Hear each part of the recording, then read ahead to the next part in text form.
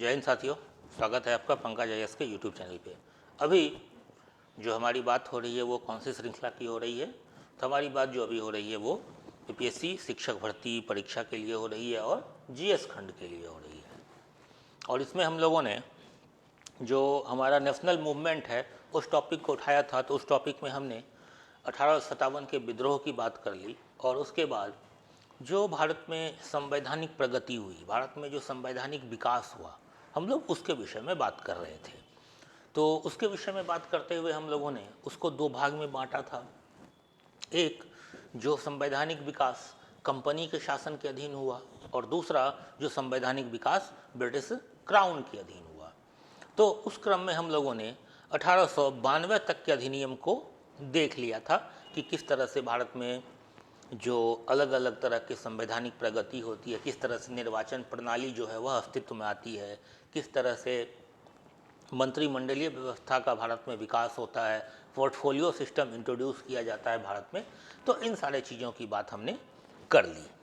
अब आज जो हम देखना शुरू करेंगे, तो आज हम देखेंगे भारत परिषद अधिनियम 1909। भारत परिषद अधिनियम 1909, और इस अधिनियम को हम लोग मार्ले मिंटो सुधार अधिनियम के नाम से भी जानते हैं। मार्ले मिंटो सुधार अधिनियम, मार्ले मिंटो सुधार अधिनियम कहने का मतलब ये है कि मार्ले जो थे वो क्या थे, तो वो भारत सचिव थे तत्कालीन, और जो मिंटो थे वो क्या थे, तो वो वायसराय थे। जो तत्कालीन वायसराय थे वो कौन थे, तो मिंटो थे, और मार्ले जो थे वो भारत के सचिव थे, भारत सचिव थे। तो इन दोनों के प्रयासों से, इन दोनों के आधार पर, इन दोनों के किए गए कार्यों पर जो अधिनियम आता है भारत में, उसको हम लोग भारत शासन अधिनियम 1909, भारत परिषद अधिनियम 1909 या फिर मार्ले मिंटो सुधार अधिनियम 1909 के नाम से जानते हैं। अब यह जो 1909 का अधिनियम है, ये अपने आप में बड़ा ही महत्वपूर्ण अधिनियम है। और इस अधिनियम के आने की जो पृष्ठभूमि है, आप लोगों को वो पृष्ठभूमि पता होनी चाहिए। सबसे पहले देखिए कि 1892 से पहले क्या होता है कि 1885 में कांग्रेस की स्थापना हो जाती है। और कांग्रेस जो है अब वह क्या कर रहा है, तो कांग्रेस अब भारत की स्वतंत्रता के लिए प्रयास कर रहा है। अब कांग्रेस जो है भारत के लोगों को एकजुट कर रहा है, और वह जो एकजुट करने का प्रयास है वह प्रारंभ हो चुका। भारत की आज़ादी के लिए जो संगठनात्मक प्रयास है वह प्रारंभ हो चुका है। इसी बीच में क्या होता है कि एक ईस्वी है 1905 की। 1905 इस वक्त क्या होता है, तो बंगाल विभाजन हो जाता है। 1905 में बंगाल विभाजन हो जाता है। इस वक्त जो भारत के वायसराय होते हैं वो कौन होते हैं, तो वो कर्जन होते हैं। भारत के सबसे विवादास्पद वायसराय लॉर्ड कर्जन। इनके समय में बंगाल विभाजन हो जाता है। और यह जो बंगाल विभाजन होता है, तो बंगाल विभाजन आखिर किस आधार पर होता है? अब चूंकि कांग्रेस ने लोगों को एक करने का प्रयास शुरू कर दिया, लोगों के अंदर संगठनात्मक भावनाएं विकसित होने लगी कि अब हम संगठन के माध्यम से अगर प्रयास करेंगे तो भारत को आज़ादी प्राप्त हो जाएगी। इसी बीच में बंगाल एक बहुत बड़ा क्षेत्र आप देख रहे हैं। आज का बिहार, आज का झारखंड, आज का उड़ीसा, आज का बंगाल, आज का बांग्लादेश, थोड़ा बहुत असम का पार्ट, ये सारे मिलकर के क्या बन रहे थे, तो उस वक्त के बंगाल था। और उस वक्त के बंगाल में जो यह राष्ट्रवादी भावना थी, तो राष्ट्रवादी भावना उफान पर थी बंगाल में। अब बंगाल को समझिए कि आज का जो बांग्लादेश है और बंगाल है, अगर हम इन सारे क्षेत्रों को समझने का प्रयास करें, बिहार, झारखंड, उड़ीसा, आज का पश्चिम बंगाल और बांग्लादेश, तो आप क्या देखते हैं कि अगर बांग्लादेश को बंगाल से अलग कर दिया जाए तो फिर बांग्लादेश में क्या होगा कि जो हिंदू होंगे वो अल्पसंख्यक हो जाएंगे, और जो आज का पश्चिम बंगाल और बिहार, उड़ीसा, झारखंड है, तो इस क्षेत्र में क्या होगा कि जो बंगाली भाषी हैं वो अल्पसंख्यक हो जाएंगे। तो कुल मिलाकर के क्या होगा, कि जो बंगाली हैं वो अल्पसंख्यक हो जाएंगे, और दूसरी बात कि हिंदू मुस्लिम तुष्टीकरण हो जाएगा अंग्रेजों के द्वारा। तो अब क्या होगा कि अपने ही क्षेत्र में बंगाली जो है वो दोनों तरफ अल्पसंख्यक हो गए, एक तरफ धर्म के आधार पर अल्पसंख्यक हो गए और दूसरी तरफ भाषा के आधार पर अल्पसंख्यक हो गए। तो इससे क्या होगा, तो इससे ये होगा कि राष्ट्रवाद की जो भावना बंगाल में उफान पर है, अब बंगाल से आगे बढ़ने का प्रयास कर रही है, तो वह भावना कुंद पड़ जाएगी, वह भावना मंद हो जाएगी। तो इसलिए बंगाल का विभाजन कर दिया गया। लेकिन जैसे ही बंगाल का विभाजन होता है तो क्या हो गया कि राष्ट्रीय स्तर पर आंदोलन प्रारंभ हो गया। चाहे वो बीजी तिलक हो, चाहे रविन्द्रनाथ टैगोर हो, इन सब के द्वारा इस आंदोलन को प्रोत्साहन दिया गया। यह आंदोलन प्रारंभ हो गया और यह आंदोलन इतने विस्तृत पैमाने पर प्रारंभ हो गया, इतने बड़े पैमाने पर आरंभ हो गया, इतना बड़ा इस आंदोलन ने रूप ले लिया कि बाद में फिर इस चीज़ को निरस्त करना पड़ा।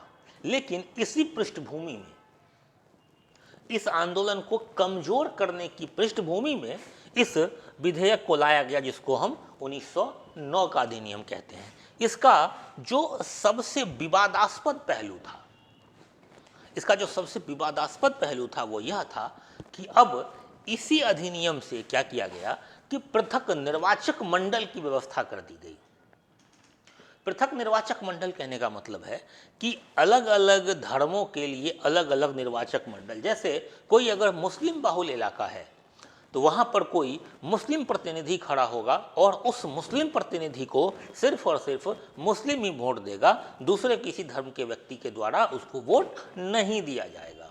अगर कोई हिंदू बहुल क्षेत्र है तो वहाँ पर सिर्फ हिंदू खड़ा होगा और उस क्षेत्र में सिर्फ हिंदू के द्वारा वोट किया जाएगा।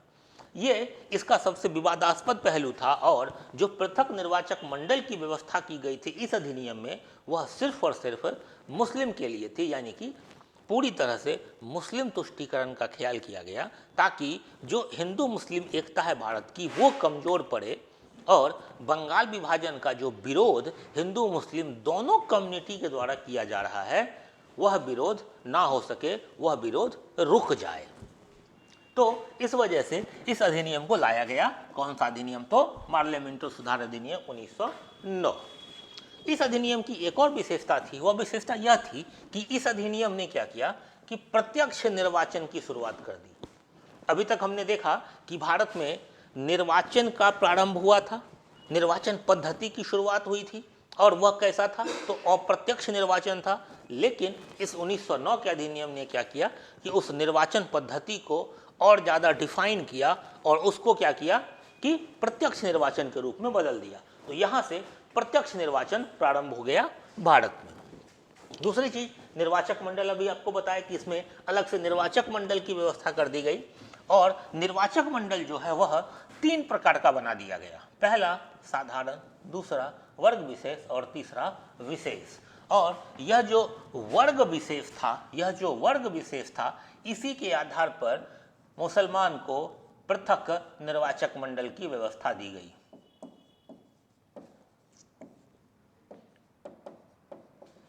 यह जो वर्ग विशेष निर्वाचक मंडल था जिसको कि 3 भाग में बांटा गया था, साधारण, वर्ग विशेष और विशेष, तो इसी वर्ग विशेष के आधार पर मुसलमानों को पृथक निर्वाचक मंडल की व्यवस्था दी गई।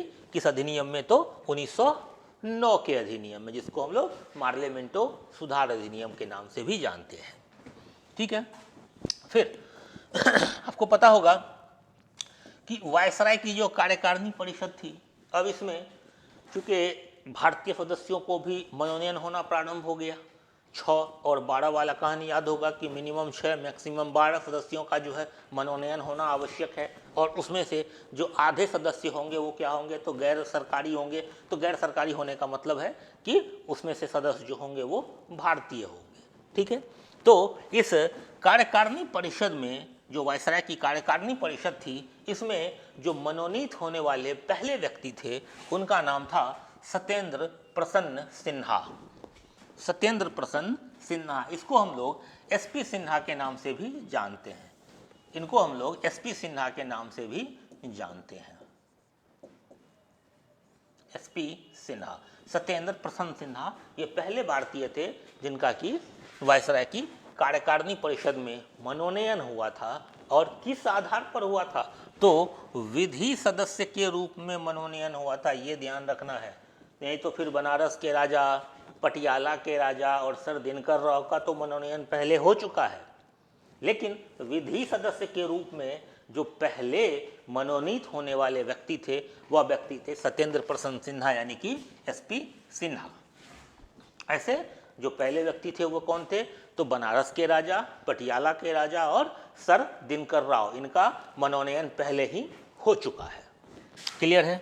फिर जो भारत परिषद था, भारत परिषद कहाँ था? तो लंदन में। तो इस भारत परिषद में यानी कि भारत सचिव का जो भारत परिषद था, जो काउंसिल था, उसमें चुने जाने वाले जो पहले भारतीय थे वो थे केसी गुप्ता और सैयद हुसैन बिलग्रामी। केसी गुप्ता और सैयद हुसैन बिलग्रामी ये पहले व्यक्ति थे जो कि भारत सचिव के काउंसिल में चुने गए थे। तो ये नाम भी इम्पोर्टेंट है, ये नाम ध्यान में रखिएगा। तो पहला नाम कौन? पहले भारतीय जो वायसराय की परिषद में चुने गए, तो बनारस के राजा, पटियाला के राजा और सर दिनकर राव। पहले विधि सदस्य सत्येंद्र प्रसन्न सिन्हा एसपी सिन्हा, और भारत सचिव के काउंसिल में चुने जाने वाले व्यक्ति तो केसी गुप्ता और सैयद हुसैन बिलग्रामी। ये 5-6 नाम है, बहुत महत्वपूर्ण नाम है, इसको आप लोग ध्यान में रखिएगा। ठीक है।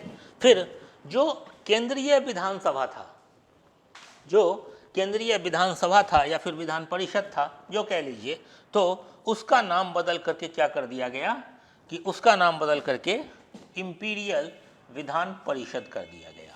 जो अभी तक केंद्रीय विधान परिषद कहलाता था, अब वह क्या कहलाया जाने लगा यहाँ से? तो इंपीरियल विधान परिषद के नाम से जाना जाने लगा।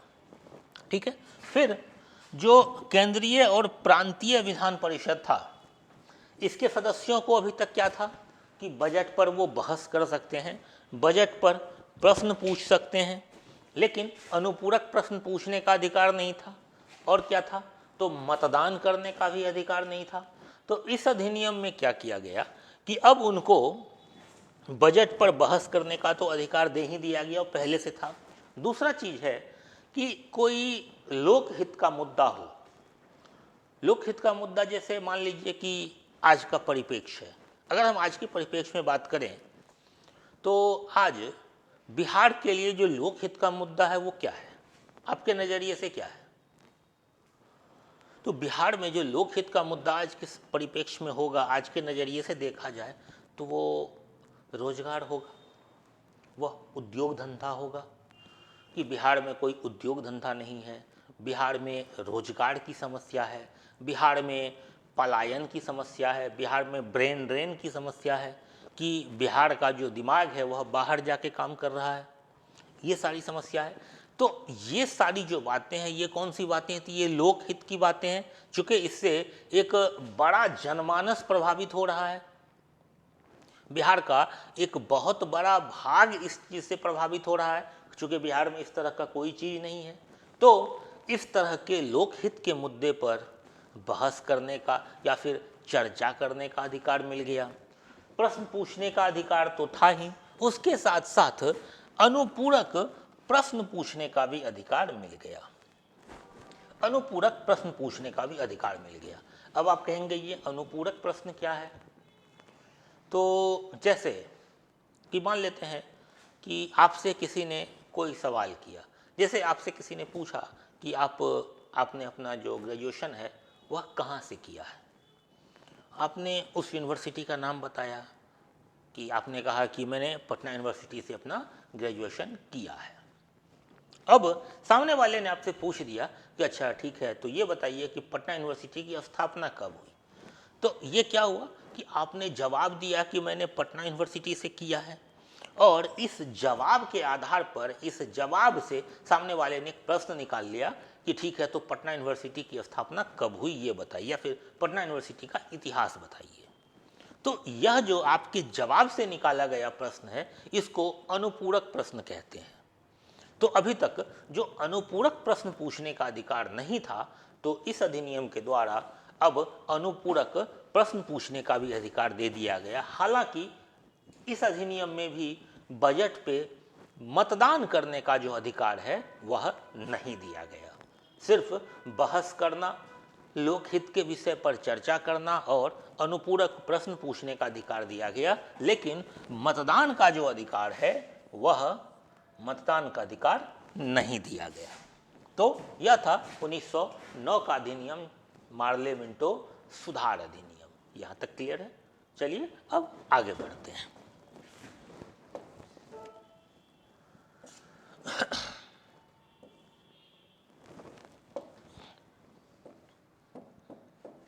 अब जो हमारा अगला अधिनियम है वह है भारत परिषद अधिनियम, भारत शासन अधिनियम 1919। इसको हम लोग मॉन्टेग्यू चेम्सफोर्ड सुधार अधिनियम के नाम से भी जानते हैं। तो यह जो मॉन्टेग्यू है यह कौन हो गया? तो यह हो गया भारत सचिव, सेम चीज, और जो चेम्सफोर्ड है वह क्या हो गए? तो वह हो गए वायसराय, सेम चीज है। इसको हम लोग मॉन्टेग्यू चेम्सफोर्ड सुधार अधिनियम के नाम से भी जानते हैं। अब यहाँ पर क्या हो गया कि अब केंद्र में दो सदनीय व्यवस्था प्रारंभ हो गई। दो सदनीय व्यवस्था कहने का मतलब कि जैसे आज जो भारत का शासन चलता है, तो शासन कैसे चलता है? संसदीय परंपरा से। और संसदीय परंपरा में हमारे पास कितने हाउस हैं? तो दो हाउस हैं, एक लोकसभा, दूसरा राज्यसभा। तो ठीक उसी तरह से यहाँ पर व्यवस्था किया गया। एक को नाम दिया गया विधानसभा और दूसरे को नाम दिया गया राज्य परिषद। यह जो विधानसभा है वह आज का लोकसभा है और यह जो राज्य परिषद है वह आज का राज्यसभा है। तो इस तरह से केंद्र में द्विसदनीय व्यवस्था लागू कर दी गई। फिर प्रांतों में द्वैध शासन लगा दिया गया। द्वैध शासन कहने का मतलब कि जो प्रांत के विषय थे उसको दो भाग में बांट दिया गया। दो भाग कहने का मतलब कि प्रांतों के जितने भी विषय थे, जिन विषयों पर प्रांतों पर शासन करना था, तो वह दो भाग में बांट दिया गया। एक कहलाया आरक्षित विषय और दूसरा कहलाया हस्तांतरित विषय। आरक्षित विषय कहने का मतलब कि वो सारे विषय जिस पर कानून कौन बनाएगा? तो जिस पर कानून बनाएगा ब्रिटिशर्स, जिस पर कानून बनाएगा क्राउन, जिस पर कानून बनाएगा वायसराय। और हस्तांतरित विषय वह विषय हो गए जिस पर कि कानून बनाने का अधिकार किसको दे दिया गया? तो जो भारतीय मंत्री थे, अब उनकी सलाह से वायसराय या फिर गवर्नर जो है उस विषय पर कानून बनाएगा। तो वह हो गया हस्तांतरित, कि वह विषय जो है भारतीयों को हस्तांतरित कर दिया गया। और जितने आरक्षित विषय हैं उस पर कानून कौन बनाएगा? तो उस पर कानून बनाएगा ब्रिटिशर्स। तो यह जो आरक्षित विषय था इसमें क्या क्या चीज रखा गया? तो देखिए, राजस्व यानी कि धन ब्रिटिशर्स के पास, न्याय जुडिशियरी ब्रिटिशर्स के पास, वित्त पैसा ब्रिटिशर्स के पास, पुलिस पेंशन यानी कि जो पुलिस अधिकारी हैं उस पर जो कानून बनेगा, पुलिस के लिए जो कानून बनेगा वो कौन बनाएगा? ब्रिटिशर्स बनाएगा। पेंशन यानी कि पैसे से संबंधित जितनी सारी चीज़ें हैं वह कहाँ रखी गई? तो आरक्षित विषय में, और उस पर कानून बनाने का अधिकार किसके पास? तो ब्रिटिशर्स के पास। फिर समाचार पत्र, कारखाना, तो ये सब कुछ विषय थे जो कि आरक्षित विषय में आते थे और इस पर कानून बनाने का अधिकार किसके पास था? तो ब्रिटिशर्स के पास। फिर अब देखते हैं हस्तांतरित विषय। तो जो हस्तांतरित विषय था इसमें क्या था? स्थानीय स्वशासन, यानी कि आज जो आप देखते हैं गांव का प्रशासन, मुखिया, सरपंच, वार्ड काउंसिल, ये सब चीज़ जो है तो ये स्थानीय स्वशासन में आता है। तो यह था। फिर शिक्षा, कृषि, तो ये सारे कुछ छोटे मोटे विषय थे।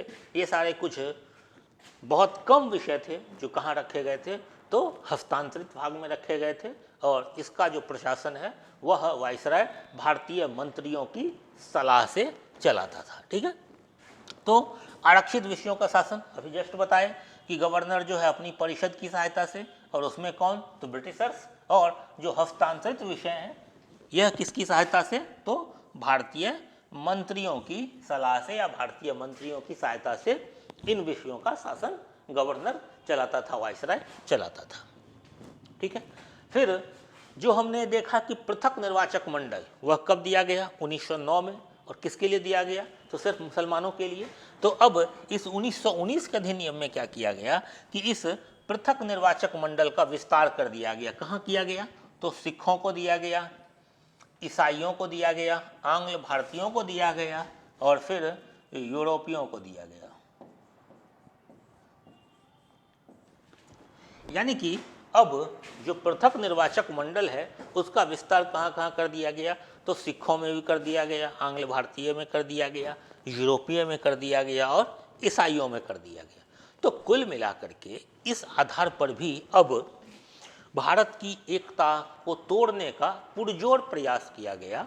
चूँकि अभी तक सिर्फ मुसलमानों के पास था पृथक निर्वाचक मंडल, तो वो अब क्या हो गया कि भारतीय आम जनमानस से अलग थलग पड़ गए। जैसे ही पृथक निर्वाचक मंडल की व्यवस्था आई तो अब वह आम जनमानस से अलग थलग पड़ गए। तो उसी आधार पर अब सिखों को भी, ईसाइयों को भी, यूरोपियों को भी, आंग्ल भारतीयों को भी, इन सब को भी पृथक निर्वाचक मंडल की व्यवस्था दी गई ताकि ये लोग भी आम भारतीय जनमानस से अलग थलग पड़ जाएं। और अब जो भारत का स्वतंत्रता आंदोलन है, इसी समय आप देखते हैं 1909 में ही रॉलेट एक्ट आता है और इसी के विरोध में जलियांवाला बाग कांड हो जाता है 13 अप्रैल 1919 को, जहां हजारों सैकड़ों लोग निर्दोष मारे जाते हैं और उसके बाद एक जबरदस्त विद्रोह फूट पड़ता है। तो इन सब चीज़ों के लिए कि भारत की जो एकता है उसको तोड़ा जाए, तो उसलिए क्या किया गया कि अब पृथक निर्वाचक मंडल का और विस्तार कर दिया गया, सिखों को दे दिया गया, ईसाइयों को दे दिया गया, आंग्ल भारतीयों को दे दिया गया, यूरोपियों को दे दिया गया, ताकि भारत की जो एकता है अब वह टूट जाए, वह खंडित हो जाए। ठीक है। फिर इसमें क्या किया गया कि महिलाओं को भी मताधिकार दे दिया गया। आपने देखा कि 1909 के अधिनियम में ही पृथक निर्वाचन की शुरुआत हो चुकी थी। जो प्रत्यक्ष निर्वाचन है वह प्रारंभ हो गया 1909 में ही।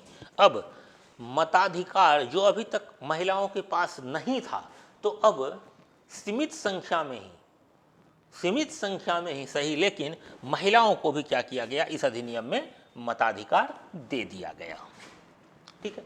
फिर इसी अधिनियम में क्या किया गया कि अभी तक आपने देखा कि जो बजट है वह बजट केंद्र के स्तर पर पास होता था और वही बजट फिर बाद में राज्यों में डिस्ट्रीब्यूट हो जाता था। राज्यों के पास अपना बजट बनाने का अधिकार नहीं था, लेकिन इस अधिनियम ने क्या किया कि राज्यों को, केंद्र के बजट को राज्य से अलग कर दिया और राज्य को अपना बजट बनाने का अधिकार दे दिया।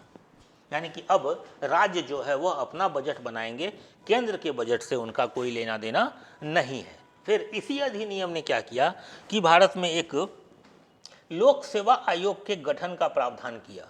लोक सेवा आयोग, जिसको आज हम यूपीएससी के नाम से जानते हैं, उस वक्त आईसीएस के नाम से जाना जाता था, तो उसके गठन का जो प्रावधान किया गया था वह इसी 1919 के अधिनियम में किया गया था। और फिर इसी अधिनियम में यह व्यवस्था भी दी गई कि जो भारत का सचिव है, भारत का सचिव जो लंदन में है, भारत का राज्य सचिव जिसको कहते हैं, तो वह, उसके पास अधिकार होगा कि वह एक भारत के लिए कैग की नियुक्ति करेगा, नियंत्रक और महालेखा परीक्षक की नियुक्ति करेगा। जैसे आज भी भारत में सीएजी की नियुक्ति होती है, नियंत्रक एवं महालेखा परीक्षक जिसको हम लोग कहते हैं, तो उसकी नियुक्ति कौन करता है? उसकी नियुक्ति राष्ट्रपति करता है आज के डेट में। तो ठीक उसी तरह से उस वक्त भारत के सचिव को यह अधिकार दे दिया गया कि वह महालेखा परीक्षक यानी कि सीएजी की नियुक्ति करेगा। वह किस अधिनियम में? तो 1919 के अधिनियम में इस बात का प्रावधान कर दिया गया। चलिए अब इससे आगे बढ़ते हैं।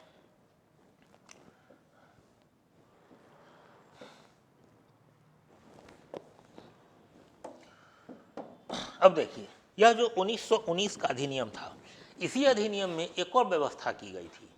व्यवस्था यह की गई थी कि 10 वर्ष के बाद एक आयोग का गठन किया जाएगा जो इस अधिनियम के द्वारा किए गए सुधारों का परीक्षण करेगा कि इस अधिनियम ने जो सुधार किए हैं, जो व्यवस्था लागू की है, तो उसके आधार पर भारत में कितने सुधार हुए, कितने विकासात्मक कार्य हुए, उसके प्रॉस एंड कॉन्स क्या थे, उन सब के लिए एक आयोग का गठन किया जाएगा। कब किया जाएगा? तो 10 वर्ष के बाद किया जाए, यानी कि 1929 में इसका गठन होना था। लेकिन क्या होता है कि ब्रिटेन की परिस्थितियां बदल जाती है। अब ब्रिटेन की परिस्थिति ऐसी हो जाती है कि जो वर्तमान सरकार होती है, जो तत्कालिक सरकार होती है, उसको ऐसा लगता है कि अगर हम आज आयोग का गठन न करें तो हो सकता है कि आने वाली सरकार भारत को स्वतंत्रता दे दे, भारत को आज़ादी दे दे। तो इसीलिए 2 वर्ष पहले 1927 में ही एक आयोग का गठन कर दिया जाता है, जिसको हम साइमन कमीशन के नाम से जानते हैं। और उस साइमन कमीशन का यही काम होता है कि इस 1919 के अधिनियम का परीक्षण करें। और आप देखते हैं कि जैसे ही साइमन आयोग कमीशन का गठन होता है और साइमन कमीशन भारत आता है, और चूंकि उसमें एक भी भारतीय सदस्य नहीं होता, इसलिए उसको व्हाइटमैन कमीशन भी कहते हैं। और उसी के विरोध में आप देखते हैं कि लाला लाजपत राय की मृत्यु होती है और एक बृहद पैमाने पर विद्रोह भड़क उठता है। उसी में देखते हैं आपके विट्ठल भाई पटेल को सर पर लाठी लगने से विट्ठल भाई पटेल जो है वो हमेशा के लिए अपंग हो जाते हैं, जो कि उत्तर प्रदेश के पहले मुख्यमंत्री बनते हैं आज़ादी के बाद। तो इस तरह की चीज़ें चल रही थी। तो उसी क्रम में 1927 का आयोग बनता है साइमन कमीशन, और फिर उसके रिपोर्ट के आधार पर आप देखते हैं कि फिर से गांधी जी जो हैं वो सविनय अवज्ञा आंदोलन प्रारंभ कर देते हैं, जिसको हम लोग नमक सत्याग्रह के नाम से जानते हैं। अलग अलग जगह पर अलग अलग सत्याग्रह होता है। फिर देखते हैं कि उस आंदोलन को रोक करके गोलमेज सम्मेलन होता है। हालांकि पहले गोलमेज सम्मेलन में कांग्रेस के द्वारा पार्टिसिपेशन नहीं किया जाता है। फिर दूसरे गोलमेज सम्मेलन में कांग्रेस के एकमात्र प्रतिनिधि के रूप में गांधी जी जाते हैं, वहाँ सम्मेलन में भाग लेते हैं और फिर वापस भारत आते हैं। लेकिन तब तक परिस्थितियाँ बिल्कुल चेंज हो चुकी होती है। ब्रेकन हेड जो है, ब्रेकन हेड की वजह से भारत में परिस्थितियाँ और उलझ जाती है। इसी बीच में तीसरा गोलमेज सम्मेलन हो जाता है, उसमें भी कांग्रेस ने भाग नहीं लिया और फाइनली गोलमेज सम्मेलन असफल होता है। और फिर गांधी जी के द्वारा सांकेतिक रूप से फिर से नमक सत्याग्रह प्रारंभ कर दिया जाता है और उसके बाद 1935 में फिर यह अधिनियम आता है। इसको हम लोग भारत शासन अधिनियम या भारत परिषद अधिनियम 1935 के नाम से जानते हैं। यह अंतिम अधिनियम है, यह अंतिम अधिनियम है जो कि ब्रिटिश क्राउन के द्वारा या ब्रिटिशर्स के द्वारा भारत में इंट्रोड्यूस किया जाता है, भारत में लाया जाता है। इसके बाद फिर भारत में कोई अधिनियम नहीं आता है। फिर आप देखते हैं कि इसके बाद 42 में भारत छोड़ो आंदोलन प्रारंभ हो जाता है और उसके बाद फिर अलग अलग स्तर पर भारत में संवैधानिक विकास की, भारत में संवैधानिक सरकार के गठन की प्रक्रिया प्रारंभ हो जाती है। अंग्रेजों के द्वारा बहुत सारे प्रयास किए जाते हैं, लेकिन फाइनली जो बात होती है वो यही होती है कि कैबिनेट मिशन आता है, भारत का बंटवारा होता है और फिर भारत में एक संविधान सभा का गठन होता है और फाइनली 15 अगस्त 1947 को भारत को आज़ादी मिल जाती है। तो यह 1935 का जो अधिनियम है, यह आखिरी अधिनियम है जो ब्रिटिशर्स के द्वारा लाया गया। और इसमें एक चीज़ और ध्यान रखिएगा कि यह जो 35 का अधिनियम है, यह आज के भारतीय संविधान का सबसे प्रमुख स्रोत है, क्योंकि इस अधिनियम की बहुत सारी बातें संविधान में ज्यों की त्यों रख दी गई है, एज इट इज संविधान में आज भी है। तो भारतीय संविधान का जो सबसे प्रमुख, सबसे बड़ा स्रोत है वह क्या है? तो वह भारत शासन अधिनियम 1935 है, जिसकी की बहुत सारी जो चीज़ें हैं संविधान में ज्यों की त्यों रखी गई है। फिर इस अधिनियम ने क्या किया कि भारत में एक संघीय प्रणाली स्थापित करने का प्रयास किया, यानी कि भारत को एक संघ बनाने का प्रयास किया। आज देखते हैं कि भारत क्या है, भारत एक संघ है, राज्यों का संघ है। तो इस अधिनियम ने पहली बार प्रयास किया था कि भारत में एक संघीय प्रणाली स्थापित की जाए, लेकिन जो देसी रियासत थे उसमें से मैक्सिमम ने भारतीय संघ में जुड़ने के लिए कोई उत्साह नहीं दिखाया। वो लोग भारतीय संघ में जुड़ने को इच्छुक नहीं हुए। तो इस वजह से यह जो संघीय प्रणाली का इसमें प्रावधान किया गया था, तो वह संघीय प्रणाली कभी भी अस्तित्व में नहीं आ सकी और भारत जो है वह संघ नहीं बन पाया। ठीक है। फिर इस अधिनियम ने क्या किया कि प्रांत में जो द्वैध शासन स्थापित था उसको समाप्त कर दिया और उसको कहाँ लागू कर दिया? तो केंद्र में लागू कर दिया। 1919 में जो प्रांतों में द्वैध शासन लागू किया गया था, 1935 के अधिनियम ने उस द्वैध शासन को समाप्त कर दिया और केंद्र में उस द्वैध शासन को लागू कर दिया। आज जो हम केंद्र राज्य का संबंध देखते हैं तो वह किस आधार पर देखते हैं? तो आज जो हम केंद्र राज्य का संबंध देखते हैं तो 7वीं अनुसूची में जो 3 सूचियां वर्णित है, कौन कौन सी? तो संघीय सूची, राज्य सूची और समवर्ती सूची, उसके आधार पर हम केंद्र राज्य संबंध को जस्टिफाई करते हैं, केंद्र राज्य संबंध को डिफाइन करते हैं। तो सबसे पहली बार केंद्र राज्य संबंध को जो डिफाइन करने का प्रयास किया गया वह इसी 1935 के अधिनियम से डिफाइन करने का प्रयास किया गया और इसी के द्वारा 3 सूचियां बनाई गई जिसको हम लोग संघ सूची, तो इस वक्त संघ सूची में 59 विषय थे, फिर राज्य सूची जिसमें कि 54 विषय थे और समवर्ती सूची जिसमें कि 36 विषय थे। इसके माध्यम से केंद्र राज्य संबंध को डिफाइन करने का प्रयास किया गया, शक्तियों के विभाजन का प्रयास किया गया। यही चीज़ हम आज भी देखते हैं। अच्छा, यहाँ एक चीज़ और है कि जैसे कि आज के समय में मान लीजिए कि हमने विषयों का बंटवारा कर दिया, अब क्या होगा कि कुछ वक्त के बाद ऐसा आएगा जो विषय आज नहीं था लेकिन आज से आने वाले 20 सालों में वो विषय आ जाएगा। जैसे जब 1950 में हमारा संविधान लागू हुआ तो उस वक्त एआई जैसी कोई बात नहीं थी, आर्टिफिशियल इंटेलिजेंस जैसी कोई बात उस वक्त नहीं थी, लेकिन आज आर्टिफिशियल इंटेलिजेंस जैसी बात है, उस पर कानून की आवश्यकता है। तो अब सवाल ये उठता है कि ये सारी चीज़ें तो इस विषय में वर्णित नहीं है, इन तीनों सूचियों में एआई तो वर्णित नहीं है, तो अब इस एआई पर कानून कौन बनाए? राज्य बनाएगा या फिर केंद्र बनाएगा? तो इसके लिए एक टर्म डाला गया, अवशिष्ट शक्तियाँ, रेसिड्यूशल पावर। यह जो अवशिष्ट शक्तियाँ हैं इस पर कानून बनाने का अधिकार किसको दे दिया गया? तो केंद्र को दे दिया गया, यानी कि संसद को दे दिया गया। तो ठीक उसी तरह से इस वक्त क्या किया गया कि जो अवशिष्ट शक्तियाँ थी उस अवशिष्ट शक्तियों पर जो कानून बनाने का अधिकार है वह किसको दे दिया गया? तो वायसराय को दे दिया गया कि अगर कोई विषय इसमें वर्णित नहीं है और वह विषय चर्चा में आता है, अब उस विषय पर कानून बनाना है तो उस पर कानून बनाने का अधिकार किसके पास होगा? तो वायसराय के पास होगा। ठीक है, फिर इसी समय क्या किया गया कि 11 प्रांत में विधानसभा का गठन कर दिया गया और इस 11 प्रांत में से 6 ऐसे प्रांत थे जहां पर कि द्विसदनीय विधानमंडल, द्विसदनीय विधानमंडल कहने का मतलब कि विधानसभा और विधान परिषद, 2 हाउस का गठन किया गया। कहाँ कहाँ? तो 6 राज्यों में। 6 राज्य कौन से हैं? नाम ध्यान रखिएगा, बिहार, बंगाल, असम, संयुक्त प्रांत, संयुक्त प्रांत कहने का मतलब कि आज का उत्तर प्रदेश, बंबई और मद्रास। कौन कौन से?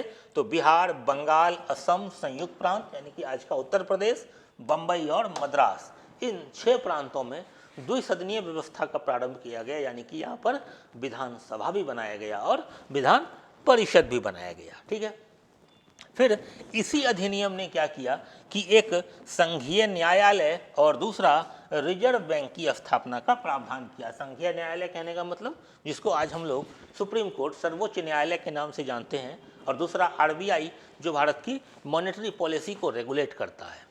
तो इन दोनों की स्थापना का जो प्रावधान किया गया था वह इसी 1935 के अधिनियम में किया गया था। ठीक है, फिर 1858 में आपको याद होगा कि 1858 का जब अधिनियम आया था तो भारत सचिव के लिए एक परिषद की स्थापना का प्रावधान किया गया था कि भारत सचिव का भी एक परिषद होगा जिसमें कि 15 सदस्य होंगे, जिसमें से 8 सदस्य जो हैं ब्रिटिश क्राउन के द्वारा और 7 सदस्य जो हैं वह कंपनी के द्वारा आएंगे। तो इस अधिनियम ने क्या किया कि भारत सचिव के उस परिषद को समाप्त कर दिया, भारत सचिव का जो परिषद है वह समाप्त कर दिया गया। फिर इसी अधिनियम के आधार पर आप देखते हैं कि बर्मा का जो भारत से विभाजन होता है, बर्मा का विभाजन भारत से 1937 में होता है। तो इसी अधिनियम के आधार पर बर्मा का भारत से विभाजन हो गया। बर्मा कहने का मतलब आज का जो म्यांमार है, तो म्यांमार जो भारत से अलग हुआ वह इसी अधिनियम के आधार पर हुआ। और फिर इसी अधिनियम के आधार पर 1936 ईस्वी में बिहार से उड़ीसा को अलग किया जाता है और पाकिस्तान में एक सिंध नाम का अलग से प्रांत बनाया जाता है। तो उड़ीसा और सिंध नाम का दो प्रांत बनता है, वह इसी अधिनियम के आधार पर। बर्मा भारत से अलग होता है इसी अधिनियम के आधार पर। और फिर आप देखते हैं कि एक चुनाव होता है भारत में, और जिसमें से कि कांग्रेस जो है ऑलमोस्ट जगह पर अपनी सरकार बनाती है। तो वह जो चुनाव होता है 1937 में, वह इसी अधिनियम के आधार पर होता है, जिसमें कि बिहार में भी कांग्रेस का शासन स्थापित होता है। और उस वक्त बिहार का जो मुख्यमंत्री था, मुख्यमंत्री नहीं बल्कि वह प्रधानमंत्री कहलाता था। और बिहार का जो पहला प्रधानमंत्री बना था वह कौन बना था, यह आप लोग के लिए सवाल है। आप लोग खोज करके इसका जवाब कमेंट में जरूर डालिएगा कि बिहार का पहला प्रधानमंत्री कौन बना। बात मुख्यमंत्री की नहीं है।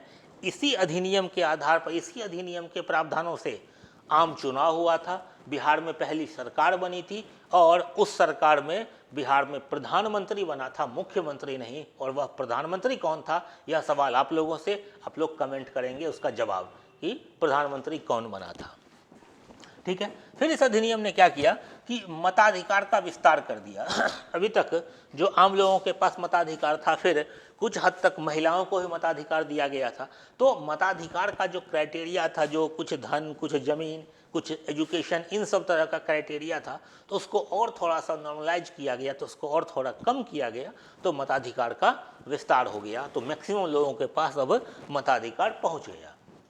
इस अधिनियम के लिए दो फेमस कोट है, दो फेमस नेताओं के द्वारा, उसको बिल्कुल याद रखिएगा कि नेहरू ने कहा था कि अनेक ब्रेकों वाली बिना इंजन की गाड़ी। 1935 के अधिनियम को पंडित जवाहरलाल नेहरू ने कहा था कि अनेक ब्रेकों वाली बिना इंजन की गाड़ी, और मोहम्मद अली जिन्ना ने इसको कहा था पूर्णतः सड़ा एवं मूल रूप से बुरा। तो 1935 के अधिनियम में ये दो फेमस कोट हैं, दो फेमस नेताओं के द्वारा। इसको बिल्कुल आप लोग ध्यान रखिएगा। स्क्रीनशॉट लेना हो तो ले सकते हैं, आराम से ले लीजिए। तो यह था भारत का संवैधानिक विकास, कि भारत में किस तरह से संवैधानिक प्रगति हुई। उम्मीद है अब ये टॉपिक आप लोगों को क्लियर हो गया होगा। अगर आप लोगों का कोई भी सवाल हो, कहीं भी कोई प्रॉब्लम हो, तो आप लोग कमेंट करें, उस पर फिर से हम लोग एक अलग लेक्चर बना देंगे जहाँ जहाँ भी आपको दिक्कत होगा। लेकिन हाँ, इस सवाल का जवाब जरूर दीजिएगा आप लोग कि बिहार का पहला प्रधानमंत्री कौन था। क्लियर है? चलिए फिर मिलते हैं अगले लेक्चर में अगले टॉपिक के साथ। धन्यवाद।